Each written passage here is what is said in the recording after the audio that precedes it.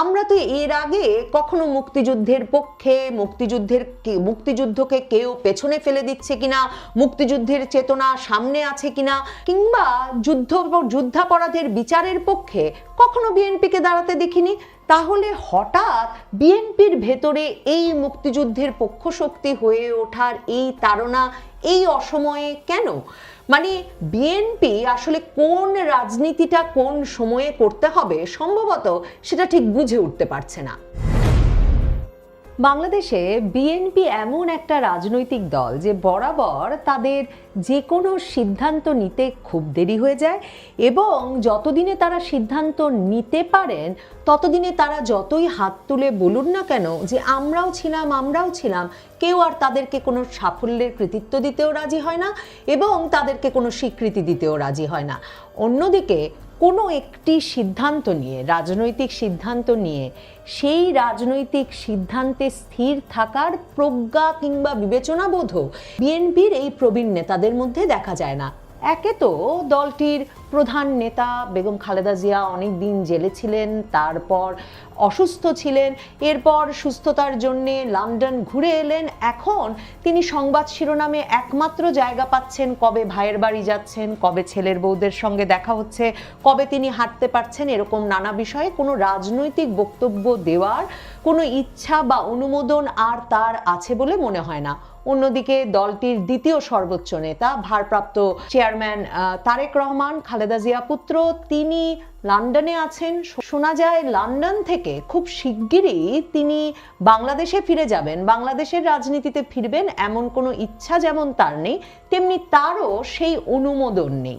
এই অবস্থায় আসলে বিএনপি পরিণত হয়েছে মির্জা ফখরুল ইসলাম আলমগীর, মির্জা আব্বাস, রুহুল কবির রিজভীদের দলে, এবং সেই দলকে যে আসলে হাসনাত, নাহিদ, সার্জিসদের দলের চেয়ে শক্তিশালী কোনো দল, কোনো পক্ষ মনে করছে গত 9 মাসে তার কোনো প্রমাণ নেই। আপনারা জানেন আমি নবনীতা চৌধুরীর বয়ানে বারবার বিএনপির কথা বলতে গেলেই বলি বেচারা বিএনপি। এই বেচারা বিএনপির আরও বেশি বেচায়েন হয়ে পড়ার প্রমাণ মিলেছে হাসনাত আবদুল্লাহর ডাকে বাংলাদেশে জামায়াতে ইসলামী সহ ইসলামপন্থী শক্তির এক ব্যাপক সম্মিলন ঘটবার পর যমুনায় প্রথমে এবং পরে শাহবাগে সরকার, অন্তর্বর্তীকালীন সরকার যখন বিবৃতির মাধ্যমে, নির্বাহী আদেশের মাধ্যমে আওয়ামী লীগের রাজনৈতিক কার্যক্রম নিষিদ্ধ ঘোষণা করলো, তারপরে এসে বিএনপি এখন পাল্টা বিবৃতি দিয়ে মির্জা ফখরুল ইসলাম আলমগীর বলছেন তারা আনন্দিত যে সরকার বিলম্বে হলেও এমন একটা সিদ্ধান্ত নিয়েছে, এবং তারা বলছে যে আওয়ামী লীগের সাংগঠনিক কার্যক্রম বন্ধ রাখার সরকারি সিদ্ধান্তে বাংলাদেশ জাতীয়তাবাদী দল আনন্দিত।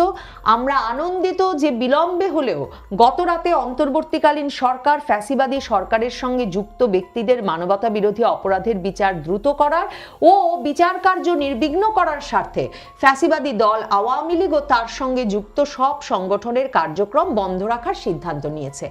এমন একটা বিবৃতি হাজির করতেও এই যে বিএনপির বেশ কিছুটা সময় লেগে গেল, তার কারণ হচ্ছে বিএনপি খুবই স্পষ্টত দেশি বিদেশি আন্তর্জাতিক সংবাদ মাধ্যমের কাছে নানা সময়ে তাদের বক্তব্যে বারবার বলে এসেছে যে তারা নির্বাহী আদেশে আওয়ামী লীগের কার্যক্রম নিষিদ্ধের পক্ষে নয়, তারা বিচারিক কার্যক্রমের মাধ্যমে আওয়ামী লীগের কার্যক্রম নিষিদ্ধ করতে চায়।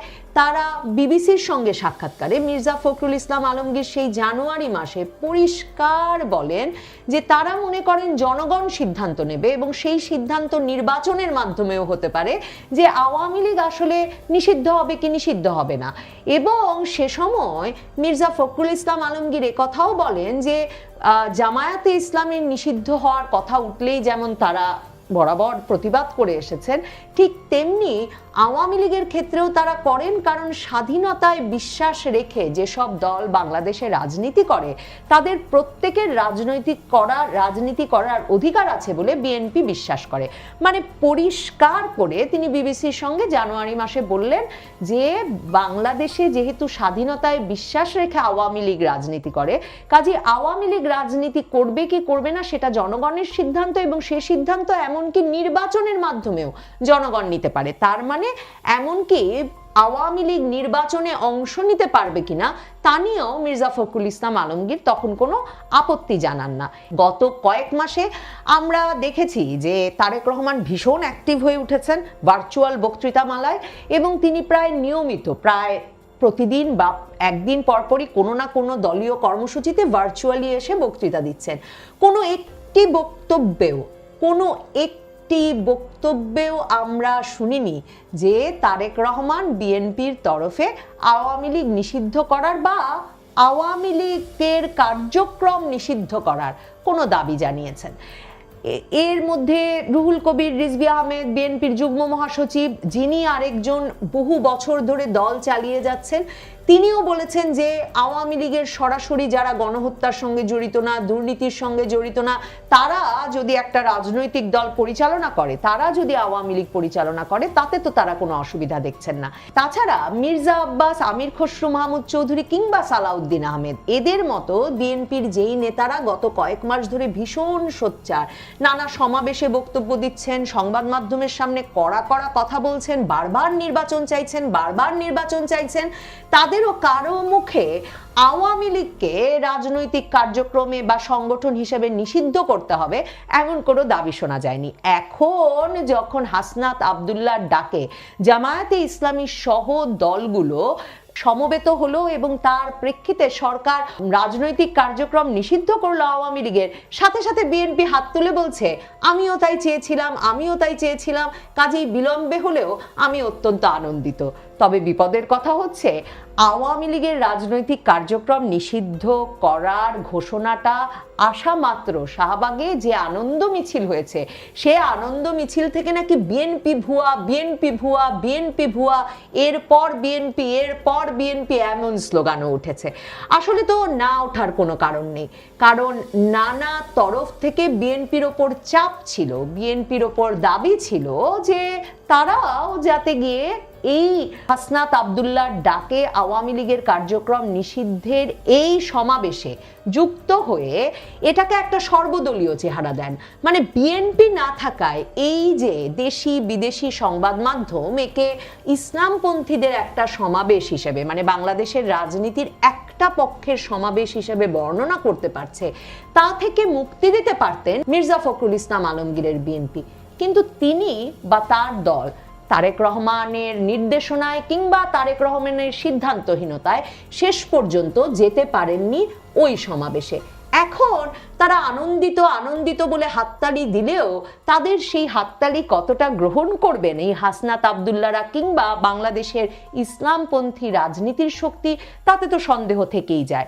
বিএনপি কি শুধু এবার দেরি করলো? দেখুন, 15 বছর ধরে বিএনপি আন্দোলনে থাকলো হাসিনা সরকারের বিরুদ্ধে, এবং তাদের নেতাকর্মীরা মামলা হামলার শিকার হতে থাকলেন, তারা বলতে থাকলেন তাদের নেতাকর্মীরা হত্যার শিকার হচ্ছেন, গুমের শিকার হচ্ছেন। অথচ জুলাই আগস্টে আন্দোলনটি যে তুঙ্গে পৌঁছেছে এবং আন্দোলনটি যখন এক দফার আন্দোলনে পরিণত হলো, তখনও বিএনপির তরফে কোনো সিদ্ধান্ত, বিবৃতি কিংবা এদের সঙ্গে একাত্ম হওয়ার ঘোষণা দেখা গেল না। এবং তার ফলশ্রুতিতে 5ই আগস্টের পর যে সরকার গঠিত হলো, সে সরকার গঠনের সময় আরো 10টি রাজনৈতিক দলের সঙ্গে বিএনপির এই মির্জা ফখরুল ইসলাম আলমগীর, আমির খসরু মাহমুদ চৌধুরীদেরকেও ডেকেছিলেন বটে সেনাপ্রধান, কিন্তু শেষ পর্যন্ত কারা কারা উপদেষ্টা হবেন, ছাত্র উপদেষ্টারাও যে এই সরকারে ঢুকে পড়ছেন, কিছুই তারা বিএনপিকে জানানোর প্রয়োজন বোধ করেনি। বিএনপি ভেবেছে তারাই নেতা, তারাই সবচেয়ে বড় দল, যখন আর আওয়ামী লীগ নেই, আওয়ামী লীগ পড়ে গেছে, কাজে নিশ্চয়ই এরপরে তাদের হাতেই ক্ষমতা আসবে।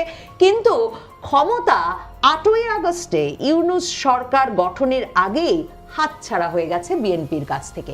এবং এই অবস্থায় এমনকি 5ই আগস্টের পর সারা বাংলাদেশের বিশ্ববিদ্যালয়গুলোতে জুলাই আগস্টের আন্দোলনে অত্যন্ত সংশ্লিষ্ট থাকা জামায়াতে ইসলামীর ছাত্র সংগঠন ছাত্র শিবির সারা বাংলাদেশের পাবলিক বিশ্ববিদ্যালয়গুলোতে প্রকাশ্যে বেরিয়ে আসতে পেরেছে বটে, কিন্তু এখন পর্যন্ত ছাত্র দল বাংলাদেশের পাবলিক বিশ্ববিদ্যালয়গুলোতে এখন পর্যন্ত তারা বেরিয়ে আসতে পারেনি, কমিটি গঠন করতে পারেনি, তাদের রাজনৈতিক কর্মকাণ্ড শুরু করতে পারেনি। এজন্যই বারবার নবনীতা চৌধুরীর বয়ানে বলি, বিএনপির অবস্থা এতটাই বেচারা। এমনকি এই ছাত্রদল হাসনাত আবদুল্লাহর ডাকে এই যমুনার সমাবেশ থেকে যে শেষ পর্যন্ত আওয়ামী লীগের রাজনৈতিক কার্যক্রম নিষিদ্ধ হয়ে যাবে সেটা বুঝে এই কার্যক্রমে, এই সমাবেশেও যুক্ত হতে আসেনি। তার মানে কি?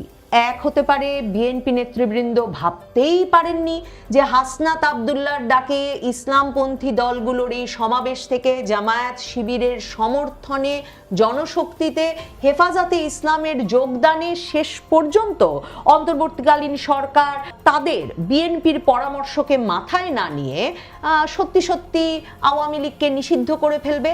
হয়তো তারা সেটা কোনোভাবেই আঁচ করতে পারেনি, সেজন্য এসে যোগ দেয়নি। অথবা এমনটাও হতে পারে যে তারা ভেবেছেন যে এই আন্দোলনে যদি তারা যোগ দিয়ে ফেলেন তাহলে হাসনাত আবদুল্লাহ, জামায়াত শিবির, হেফাজতে ইসলাম এদেরকে খুব কৃতিত্ব দিয়ে দেওয়া হবে, কাজেই এই আন্দোলনকে জোরদার করতে তাদের না যাওয়াই ভালো হবে। তো যে আন্দোলনে না যাওয়াই ভালো হবে বলে তারা ভেবেছেন, সে আন্দোলনের কৃতিত্ব এখন তারা কেন নিতে আসছেন? দেখুন, সারা আওয়ামী লীগ আমল জুড়ে বিএনপিকে যা যা নিয়ে সবচেয়ে বেশি অপবাদ দেওয়া হয়েছে সেটা হচ্ছে বিএনপি জামায়াতে ইসলামীর সঙ্গে রাজনীতি করে, বিএনপি জামায়াতে ইসলামীর সঙ্গে নির্বাচনী জোট করে, এমনকি 2018তেও বিএনপি জামায়াতে ইসলামীর সঙ্গে মিলে রাজনৈতিক জোট গঠন করে তারা নির্বাচন করেছে। এবং বারবার আওয়ামী লীগ তাতে বলে এসেছে যে বিএনপি আসলে যুদ্ধাপরাধীদের পক্ষে, বিএনপি রাজাকারদেরকে সমর্থন দেয়, বিএনপি এই রাজনীতি টিকিয়ে রাখছে। কিন্তু বিএনপি কখনো আওয়ামী লীগ আমলে জামায়াতে ইসলামীর সঙ্গ প্রকাশ্যে ত্যাগ করেনি, মানে তাদের সঙ্গে তাদের শক্তি সামর্থ্যকে ঐক্যবদ্ধ রেখেছে। কি আশ্চর্য ব্যাপার ঘটে গেল 5ই আগস্টের পর। এই এত খারাপ সময়ে বিএনপির রাজনীতির যে সঙ্গী জামায়াতে ইসলামী, হঠাৎ করে আমরা আগস্টের পর থেকে দেখি বিএনপির সবচেয়ে সক্রিয়, সবচেয়ে ভোকাল, সর্বত্র কথা বলা যে নেতা মির্জা ফখরুল ইসলাম আলমগীর, বিএনপি মহাসচিব, তিনি ভীষণভাবে হঠাৎ করে মুক্তিযুদ্ধের পক্ষ শক্তি হয়ে গেলেন। ওই বিবিসির ইন্টারভিউয়ে জানুয়ারি মাসে তিনি গিয়ে বললেন, আপনারা কি লক্ষ্য করছেন একটা পক্ষ বারবার মুক্তিযুদ্ধকে পেছনে ঠেলে দিতে চাইছে? এবং তাকে যখন বিবিসি জিজ্ঞেস করলো সেটা কোন পক্ষ, তখন তিনি বললেন, আপনারা জানেন। এই বিষয়টি আমি রিপিট করতে চাই না। এবং বিএনপির সঙ্গে জামায়াতে ইসলামীর সম্পর্কটা আগস্টের পর থেকে এমন খারাপ হলো, একদিকে জামায়াতে ইসলামী যেহেতু জুলাই আগস্ট আন্দোলনের নেতৃস্থানীয় পর্যায়ে ছিল, তাদের দল নিয়ে, ছাত্র শিবিরের সমর্থন নিয়ে, কাজেই খুব স্বাভাবিকভাবে তারা একটা বড় শক্তিতে সংগঠিতভাবে এই আগস্টের পর বেরিয়ে এলো। অন্যদিকে বিএনপি জামায়াতে ইসলামীর সঙ্গে সম্পর্কটাকে এমন বিষাক্ত করে ফেললো, এমন তেতো করে ফেললো, হঠাৎই আমরা দেখলাম এই দুই দলের সম্পর্ক সাপে নেউলের মতো। জামায়াতে ইসলামী বিএনপিকে চাঁদাবাজ বলছে, আর বিএনপি বারবার বলছে মুক্তিযুদ্ধের পক্ষে আমাদের থাকতে হবে, মুক্তিযুদ্ধের চেতনা আমাদের ভুলে গেলে চলবে না। এই রাজনীতি, মুক্তিযুদ্ধের চেতনার রাজনীতি, এই রাজনীতি তো আমরা বিএনপিকে করতে দেখিনি। আমরা তো এর আগে কখনো মুক্তিযুদ্ধের পক্ষে, মুক্তিযুদ্ধকে কেউ পেছনে ফেলে দিচ্ছে কিনা, মুক্তিযুদ্ধের চেতনা সামনে আছে কিনা, কিংবা যুদ্ধাপরাধের বিচারের পক্ষে কখনো বিএনপিকে দাঁড়াতে দেখিনি। তাহলে হঠাৎ বিএনপির ভেতরে এই মুক্তিযুদ্ধের পক্ষ শক্তি হয়ে ওঠার এই তাড়না, এই অসময়ে কেন? মানে বিএনপি আসলে কোন রাজনীতিটা কোন সময়ে করতে হবে সম্ভবত সেটা ঠিক বুঝে উঠতে পারছে না। এই অবস্থায় এখন যা দশা দাঁড়িয়েছে, জামায়াতে ইসলামীর নিবন্ধন নাই, আওয়ামী লীগের কার্যক্রম নিষিদ্ধ হওয়ার ফলে আওয়ামী লীগেরও নির্বাচন করার নিবন্ধন থাকছে না। কাজেই এখন নিবন্ধন আছে মোটামুটি ধরুন শুধু বিএনপির। কাজেই বিএনপি ধরেই নিতে পারে, বুঝতেই নিশ্চয়ই পারছে, এর আগেও যেমন তারা নির্বাচনের কোনো রোডম্যাপ পায়নি, আগামীতেও খুব শিগগিরই তাদের কোনো নির্বাচনের রোডম্যাপ পাওয়ার কোনো সম্ভাবনা নেই। এরই মধ্যে সরকার এটাও নিশ্চিত করেছে যে জুলাই ঘোষণাপত্র তারা ঘোষণা করতে যাচ্ছে আগামী 30 দিনের মধ্যে। এছাড়া বিএনপি এর আগে যার বিরোধিতা করেছিল জুলাই ঘোষণাপত্র, সেই জুলাই ঘোষণাপত্র আসতে যাচ্ছে এই মাসখানেকের মধ্যেই। এবং এই জুলাই ঘোষণাপত্রে ছাত্রদের দাবি আছে 72-এর সংবিধান বাতিল করে দেওয়ার। আর গতকাল ডক্টর আসিফ নজরুল আইন উপদেষ্টা তিনি এক অনুষ্ঠানে গিয়ে বলেছেন যে আগামী সংসদ হবে আসলে সংবিধান প্রণয়নের সংসদ, যে দাবিও নাহিদ ইসলামরা দীর্ঘ সময় ধরে করে আসছেন। কাজেই সংবিধান প্রণয়ন হতে যে 2-3 বছর পর্যন্ত সময় লেগে যেতে পারে সে কথাও মনে করিয়ে দিয়েছেন আসিফ নজরুল। কাজেই ওই যে বিএনপি আওয়ামী লীগ নিষিদ্ধকরণ ঠেকাতে চেয়েছিল, পারে নাই, এখন বলছে আমরাও খুশি আমরাও খুশি।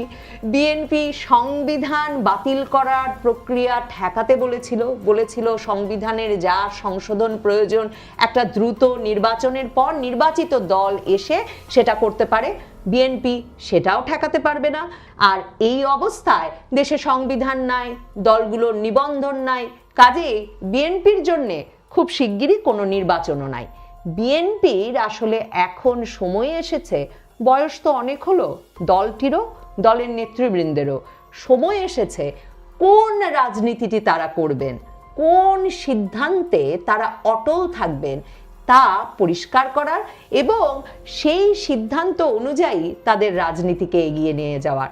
না হলে তারা নানা সময় নানা কথা বলবেন, কদিন পরে হয়তো বলবেন নির্বাচন বিলম্বিত হচ্ছে, আমরা তাতেও আনন্দিত, আমরাও আছি সংবিধান প্রণয়নে।